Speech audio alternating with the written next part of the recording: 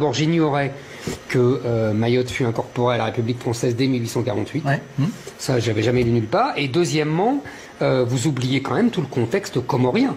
Mayotte est une île des Comores. Bien sûr. Et les Comores, elles, ont demandé l'indépendance. Oui, oui, c'est la seule des quatre à avoir demandé l'indépendance. Donc c'est comme, comme si on avait demandé aux Corses s'ils voulaient être indépendants ou italiens, et que les Corses avaient voté et qu'on avait donné l'indépendance à la Corse.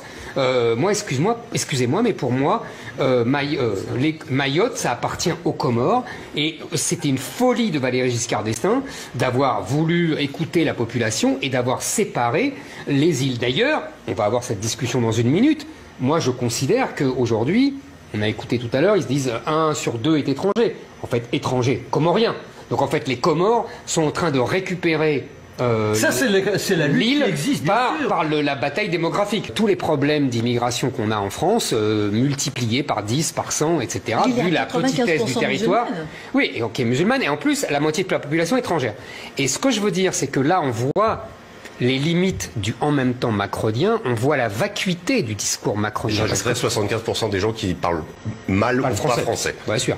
Et tout est réglé. En plus, tout est réglé par les cadis. Tout est réglé par les cadis musulmans en plus. Enfin bon, il n'y a pas d'état, il n'y a pas de respect du code civil. Mais enfin bon.